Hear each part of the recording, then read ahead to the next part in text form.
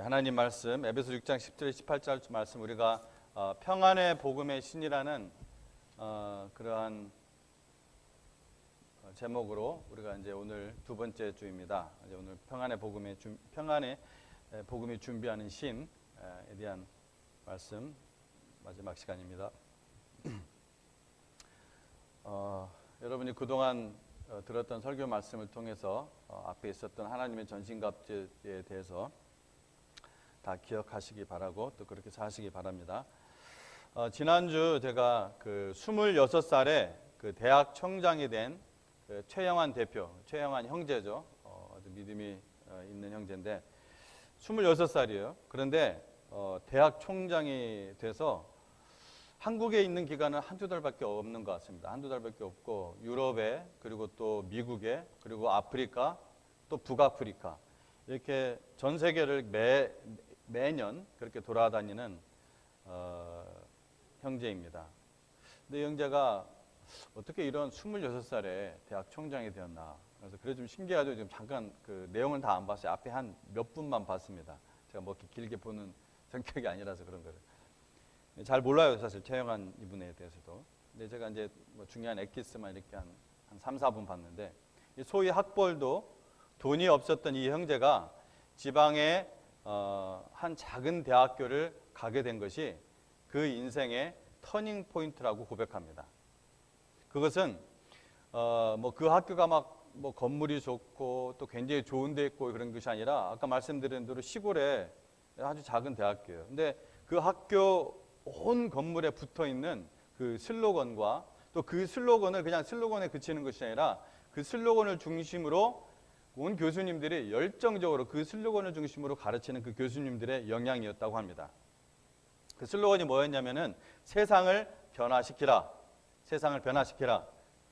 이것이 그 학교의 슬로건이었습니다. 제가 존경하는 설교자 중에 그 A.W. 토우저 목사님이 있습니다. 여러분 가끔 이분 어쩌다 한 번씩인지 모르겠지만 하여튼 얘기하는 걸 들었을 텐데 이분은 오직 그 하나님의 그 말씀으로 온 영과 혼과 관절과 골수를 아주 쪼개는 듯한 그렇게 전하시는 아주 예리함이 있고 또 조금도 타협의 여지가 없으면서도 아주 성령 충만하시고 또 가슴을 그래서 아주 뜨겁게 해주는 그러한 은사가 있습니다. 그래서 이분의 이제 책들을 보면은 뭐라고 이제 그 서원들이 이렇게 써 있냐면은 20세기 초에 선지자라는 그러한 별명이 있었다고 합니다. 그래서 그분이 쓴 책 중에 세상과 충돌하라는 그러한 책이 있습니다. 세상과 충돌하라. 이 세상과 충돌하라.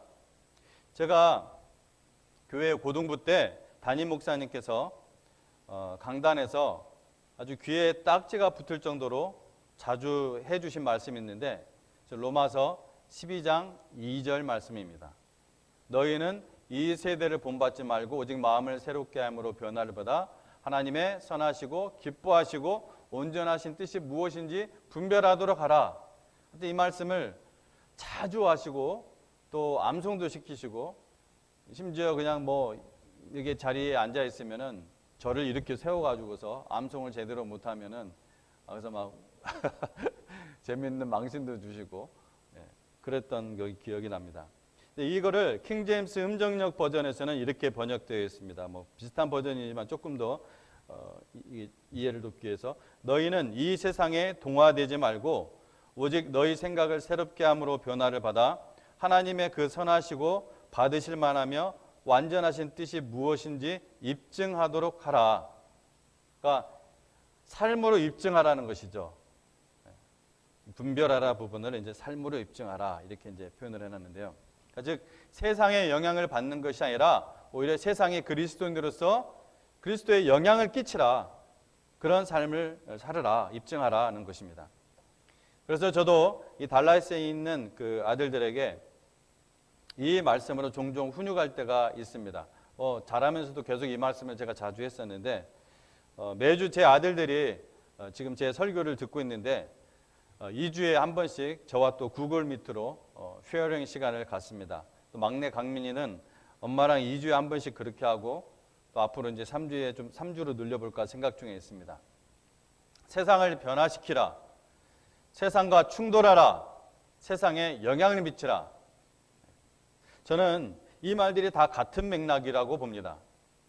그러니까 어떤 일들이 닥치면은 그냥 세상 사람들과 똑같이, 세상 사람들이 막 그냥 무서워할 때 똑같이 무서워하고, 세상들이 막 좋아할 때 똑같이 세상 사람들과 같이 좋아하고, 그냥 뭐 어떤 일들이 닥치면은 그 세상 사람들과 똑같이 행동하고 생각하는 그런 것이 아니라, 혹은 또 그저 이 땅의 소소한 행복에 안주하고 그런 것들을 추구하는 것이 마치 그것이 인생의 비전인 양, 그렇게 사는 것이 잘 사는 것인 양, 그런 삶과는 완전히 대조적인 그러한 삶이죠. 세상과 충돌하라, 세상을 변화시키라, 세상에 영향을 끼치라. 여러분은 어떤 삶을 살고 계십니까?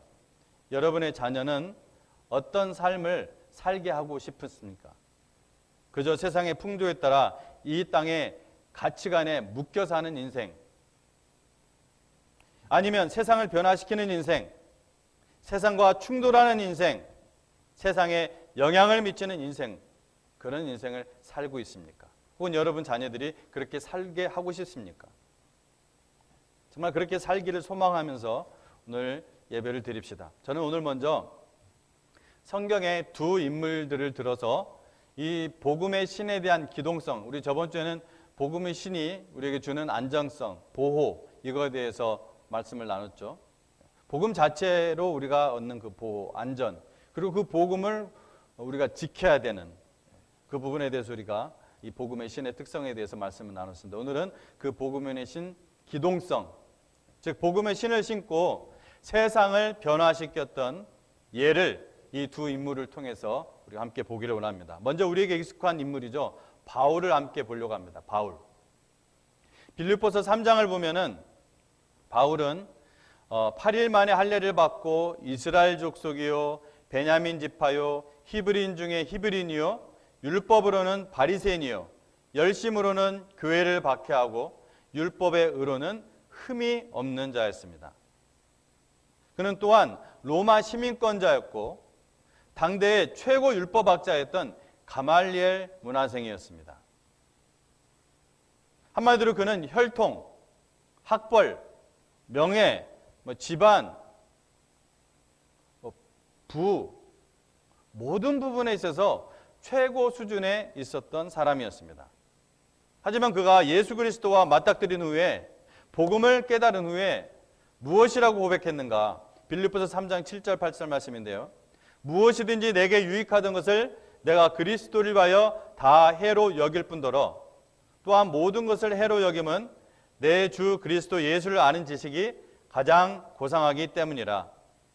내가 그를 위하여 모든 것을 잃어버리고 배설물로 여긴다고 했습니다. 그는 후에 성경 여러 서신서에서 자기 자신이 복음과 충돌하여 자기 자신이 철저히 부서진 것을 고백을 했습니다. 특히 로마서 7장을 읽어보시면 그러한 내면의 모습을 잘 보여주고 있습니다. 세상과 충돌하는 능력은 복음 앞에서 철저히 자기가 부서질 때 생겨납니다.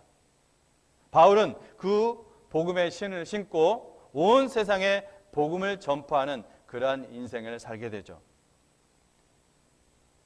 자신의 그 모든 배경 속에서 존경받으며 안주하는 그러한 삶을 살 수 있었지만 그것이 하나님 앞에서 또 하나님의 나라에서는 똥 같은 삶이라는 것을 깨닫고 온 세상에 복음을 전파합니다. 그 똑똑하고 지식이 많았던 바울이 복음을 믿고 눈이 열려서 이렇게 놀랍게 바뀝니다. 고린도서 1장 18절 말씀에 십자가의 도가 멸망하는 자들에게는 미련한 것이요 구원을 받는 우리에게는 하나님의 능력이라.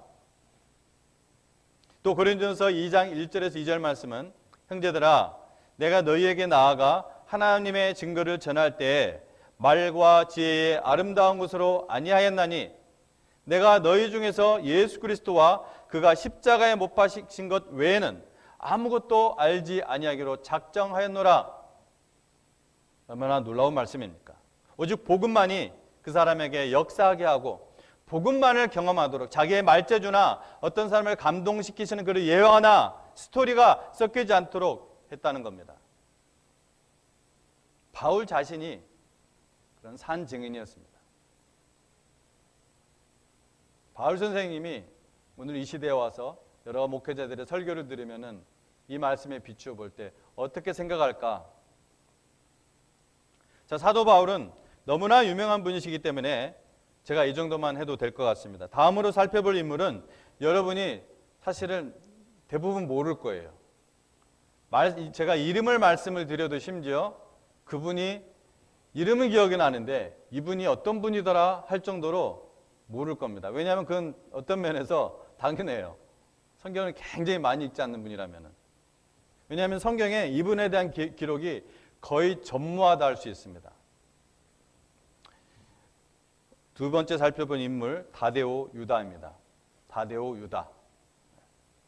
우리 가운데는 바울같이 세상을 변화시킬 분도 있으시지만 다데오 유다처럼 세상을 변화시킬 분도 있을 것입니다. 성경에 유다라는 이름을 가진 사람이 여러 명 나오는데 오늘 우리가 살펴보려는 이 사람은 예수님의 12제자 중 한 명인 유다입니다. 복음서를 읽어보면 이 마태와 마가는 이 유다를 다데오라고 부르고 누가는 야고보의 아들 유다라고 불렀습니다. 왜 이름을 이렇게 복잡하게 불렸느냐? 아마 이미 눈치채신 분도 있을 겁니다. 그래서 조금만 생각해보면 알 수가 있죠. 예수님의 12제자 중에 다데오 유다 말고 유다라고 하는 사람이 또 있었죠. 예, 가룟 유다. 예수님의 12제자 중에 유다라는 이름이 2명이 있었어요. 가룟 유다가 오히려 더 유명해요. 다데오 유다보다. 그런데 아시다시피 이 가룟 유다는 예수님을 배신한 사람이죠. 그러니 유다라는 똑같은 이름으로 부르면은 뭐 듣는 사람은 어떨지 몰라도 그 이름을 불러주는 사람은 사실 이상하잖아요. 그 가룟 유다 있는데. 그것도 성경에 또 기록을 할 때 또 그냥 유다로 하면 또 혼동이 될 수 있고. 예를 들어서 김정은이라는 이름을 가진 사람이 있는데 우리가 그분을 김정은 이렇게 부르면 뭔가 조금 이상하잖아요. 놀리는 것 같고 듣는 분도 기분이 나쁠 수도 있고. 그렇죠? 그래서 다른 제자들이 그의 별명인 다데오로 불렀습니다. 다데오. 다만 이 누가는 12제자가 아니죠. 12제자의 한 사람이 아닙니다. 누가복음과 사도행전을 기록한 누가요. 이 누가는 12제자가 아니었고 역사적 기록에 의사였잖아요. 좀 더 과학적인 그러한 기록에 역사적 기록에 더 주안점을 가지고 있었기 때문에 이 본명인 유다로 그대로 기록을 하되 혼동하지 않도록 야고보의 아들 유다라 이렇게 기록을 했던 것입니다. 12제자의 명단 말고 이 다데오 유다가 등장한 것이 딱 한 번 있습니다. 딱 한 번. 요한복음에 나와요. 요한복음 14장 22절 말씀인데 이렇게 나옵니다. 가룟이 아닌 유다가 이르되 주여여 어찌하여 자기를 우리에게는 나타내시고 세상에는 아니하려 하시나이까. 자, 여기서 가룟인 유다가 이르되 이렇게 읽으면 큰일 납니다. 뭐라고 했어요? 가룟인 아닌 유다. 가룟인 아닌. 발음도 안 좋네요. 우리나라 말을 읽으니까. 가룟인 아닌 유다예요. 만약 가룟인 유다가 이르되 이렇게 했다면은 천국 가서 이 다데오 유다를 만나면은 아무개님 저 가룟 유다 아니에요. 이렇게 섭섭해할지도 모릅니다. 이 가룟인 아닌 유다가 이르되 그러니까 다데오 유다예요. 주님 왜 예수님을 우리에게는 나타내시고 세상에는 아니하려고 하십니까? 이렇게 질문을 하죠. 이 질문은 사실 다른 어느 때보다도 아주 진지하고 아주 중요한 그런 티칭 시간에 나온 질문이었습니다. 왜냐하면 이 13장부터 시작되는 이 배경은 16장까지 계속되는 예수님의 마지막 티칭이에요. 마지막 다락방 티칭입니다. 그 가운데 나온 질문이에요. 굉장히 진지한 분위기입니다. 지금. 이 질문은 단순한 어떤 지적 호기심에 나온 질문일 수도 있지만 또 다른 면에서는 주님, 우리뿐만 아니라 다른 사람들에게 예수님이 바로 그리스도이심을, 예수님이 즉 메시아이심을 확실하게 알려야 하지 않나요? 이런 전도와 선교에 대한 다데오의 마음이 나타난 것일 수도 있다고 이렇게 많은 주석학자들이 얘기를 합니다. 즉 다데오는 13장부터 시작되는 이 예수님의 가르침을 계속해서 듣다가 이렇게 질문한 것이라는 것이죠. 우리에게 주님이 그리스도 구세주라는 사실을 알려주신 것처럼 더 많은 사람들에게도 빨리 알려주십시오. 사실 예수님께서 그렇게 전하긴 하셨어요. 그죠? 왜냐하면 예수님 성경에 보면, 복음서 보면 매일 구원의 복음을 전하셨습니다. 하지만 예수님의 이 마지막 사역 전까지, 즉 십자가에서 달리시기 전까지 이게 예수님의 계획이 있는데 이것을 방해를 받지 않기 위해, 왜? 그 3년 동안 제자들을 가르쳐야 되잖아요. 그래서 이 사역을 방해받지 않기 위해, 그리고 오직 믿음으로 듣는 자들만 깨달을 수 있도록 군중들에게는 뭐로만 말씀하셨다고 했어요? 비유로만 말씀하시고 들을 귀 있는 자만 들어 하고 제자들에게는 구체적으로 자신을 드러내시고 설명을 해주셨습니다. 그런데 비유로 말씀을 하더라도 믿음으로 듣는 자들은 그 말씀이 무슨 말씀인지 깨달을 수 있는 거예요. 이게 아주 예수님 가르침의 놀라운 특징입니다. 그래서 다데오 유다가 그런 질문을 했다는 것은 충분히 납득이 갑니다. 그렇죠? 왜 예수님이 다른 사람들에게도 예수님이 이렇게 그리스도이시고 메시아이심을 구체적으로 더 자세히 설명해 주시지 않습니까? 그거 다 알리게 해야 되지 않습니까? 다 구원받지 해야 되니까. 그걸 몰라서 안 믿나요? 인간의 죄, 교만, 믿음, 그것으로 하나님의 말씀을 깨달을 수가 있는 것이죠. 자, 어떤 사람의 별명을 보면은 그 사람에 대해서 어느 정도 우리가 알 수가 있죠. 그 사람의 특징을 얘기해 주잖아요. 그 사람의 별명은. 그래서 이 다데오는 사랑하는 혹은 사랑스러운 이런 뜻입니다. 즉 그는 다른 사람들을 사랑하는 사람이었고 다른 사람들에게 또 사랑스러운 사람이었다는 이미지를 우리에게 연상시켜 줍니다. 이 정도가 성경을 통해 그를 알 수 있는 전부입니다. 이렇게 그에 대한 기록이 거의 없는 것은 또 다른 면에서 그의 성격을 보여주죠. 그의 어떤 기질. 즉 그는 베드로처럼 앞에 나서지 않거나 혹은 못하는 사람이었습니다. 수줍음이 있을지도 모르겠고 그런 것을 좋아하지 않는 사람이었을 수도 있고. 어떤 분이 다데오 유다에 대한 인물을 연구하기 위해서 이 초대교회 자료들과 또 교부들의 자료를 리서치한 책이 있습니다. 그런데 그분의 연구 결과를 간단히 이야기하면은 다데오 유다는 다른 제자들이 떠들썩하면서 막 흥분할 때도 조용히 한쪽 구석에 그냥 앉아 있었고 그냥 흥얼흥얼 혼자서 자주 찬송을 불렀다고 합니다. 또 제자들이 분쟁을 일으키고 막 아우성을 칠 때도 그 분쟁에 가담하지 않았던 그런 성격의 소유자였다고 합니다. 여러분 또 사랑하면은 또 한 번 연상되는 예수님의 12제자 중에 한 분이 있죠. 바로 예수님을 열정적으로 사랑해서 늘 가까이 붙어 있고 또 자신의 이름을 기록하는 대신에 주님의 사랑하시는 제자 이렇게 기록을 했죠. 그것도 요한복음 또 요한 1, 2, 3, 4에서 하나님 사랑하라, 형제 사랑하라, 이웃 사랑하라 이런 말씀으로 가득 채운 사도입니다. 아시죠? 사도 요한. 그래서 한 신학자는 사도 요한을 적극적인 사랑의 사도요, 다데오 유다는 조용한 사랑의 사도다 이렇게 표현을 했습니다. 이런 사람이 성경에 있었나, 이런 제자가 12제자 중에 있었나 할 정도로 전혀 드러나지 않는 분. 하지만 그는 그의 별명처럼 사랑하는 사랑스러운 제자였습니다. 조용히 자기 자리를 지키면서 제자들을 화목하게 만들었고 찬양을 하며 불평하고 남을 탓하고 원망하는 대신에 자기의 할 일을 드러나지 않는 곳에서 꼬박꼬박 하고 있었던 사람입니다. 예수님의 복음은 먼저 하나님과 사람 사이 그리고 사람과 사람 사이에 놓였던 그 벽을 십자가로 허물고 다리를 놓으신 그러한 사역이죠. 그런 면에서 다데오 유다는 예수님의 이 복음의 신을 신고 이 다리 놓는 사역을 꾸준히 묵묵히 흥얼흥얼 찬양을 부르며 하신 분입니다.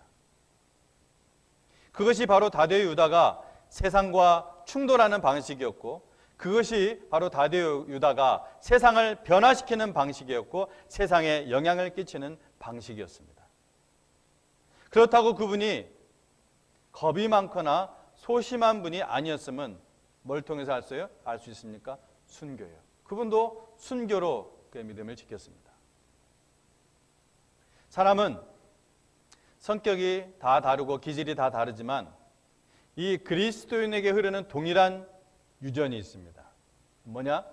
내게 능력 주시는 자인 그리스도 안에서 살면은 내가 모든 것을 할 수 있다는 그러한 담대함과 의리입니다. 자, 이제 마지막 한 가지만 더 생각하고 말씀을 마치겠습니다. 15절에 보면은 평안의 복음이 준비한 것으로 신을 신고, 말이 조금 알쏭달쏭하지만 평안의 복음이 준비한 것으로 신을 신고, 자, 영적 전쟁을 하는 성도는 복음의 신을 신어야 하는데 그 복음은 평안의 복음으로 준비된 신이라는 것입니다. 그냥 복음의 신이라고 해도 되는데 거기에 평안이 그 안에도 다 포함이 되죠. 굳이 이 평안이라는 단어를 넣은 이유는 당연히 그것을 강조하기 위함이죠.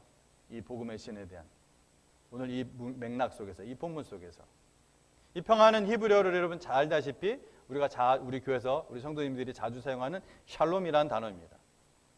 이 샬롬인데 오직 하나님과의 관계에서 주어지는 선물입니다. 이 샬롬은 세상에 이루고자 하는 어떤 정치적, 군사적 평화, 어떤 깊은 명상과 물질적으로 보장된 생활에서 오는 그런 안정감은 평안이 아닙니다. 그 평안은 결코 인간에게 진정한 샬롬을 줄 수 없다는 것을 우리는 상식적으로 잘 알고 있습니다. 그나마 얼마 가지도 못합니다. 오직 하나님이 주시는 샬롬은 모든 환경을 초월하고 원수의 정죄와 사망까지 그 사망의 권세까지도 정복하는 그러한 평안, 그러한 샬롬입니다. 자, 그럼 왜 이 평안의 복음 이렇게 얘기했을까? 평안이 준비하는, 평안의 복음이 준비한 것으로 신을 신고 했을까? 자, 마음의 평안을 잃어버린 군사가 전쟁을 제대로 수행할 수 있을까요? 여러분, 총을 쏘고 적과 싸워야 할 군인이 마음의 평정심을 잃어버리면 어떻게 될까요? 불안과 공포에 사로잡힌 군인이 전쟁을 수행할 수 있습니까? 여러분, 이런 말이 있습니다. 군대 가면 군기를 잡을 때 이런 얘기도 하는데, 공포에 질린 아군은 적군보다 더 위험한 존재다. 공포에 질린 아군은 적군보다 더 위험한 존재다. 이런 말이 있습니다. 총을 아무 데나 쏘고 적에게 이 아군의 위치를 다 알리고 온갖 실수를 다 하게 되기 때문에 그렇습니다. 왜 하나님께서 영적 전쟁을 수행하는 성도에게 평안의 복음으로 신으라고 하신 것인가? 평안을 잃어버린 성도는 마귀의 공격 앞에 무기력하기 때문에 그렇습니다. 갈멜산에서 바로 좀 전에, 그렇죠? 그 이방신을 섬기는 수백 명의 제사장들과 목숨을 건 대결에서 이 엘리야가 하늘의 불과 하늘의 물로 응답하신 그 하나님으로 인해 대승을 거뒀던 영웅 아닙니까? 믿음의 영웅, 엄청난 일을 하신 분이에요. 그 엘리야가 이세벨의 말 한마디에 평안, 샬롬을 잃어버리고 어떻게 했습니까? 도망갔잖아요. 막 정신없이 도망갔어요. 하나님께 불평도 하고. 마귀는 오늘도 내일도 저와 여러분의 마음을 흔들어 두려움, 불안, 공포로 살아가게 하려고 공격하고 있습니다. 두려움에 빠진 성도, 불안과 염려가 가득한 성도는 주님이 원하시는 방향으로 한 걸음도 나아갈 수 없습니다. 그러나 주님이 주시는 샬롬, 평안의 복음으로 준비한 신을 신은 사람은 말씀을 믿고 순종하며 결국에는 통쾌한 승리를 거둡니다. 다시 한번 강조하지만 이 샬롬은 오직 하나님과의 건강한 관계 속에 주어지는 하나님의 선물입니다. 오늘은 평안의 복음이 준비한 신이 가진 그 기동성에 대해서 나눴습니다. 임마누엘, 우리와 함께 하시는 하나님은 샬롬, 평강의 주님이십니다. 세상에 안주하거나 동화되지 말고 세상 사람들과 똑같이 반응하거나 생각하지 말고 오직 주님을 의지하는 가운데 세상을 변화시키기 바랍니다. 기도하겠습니다.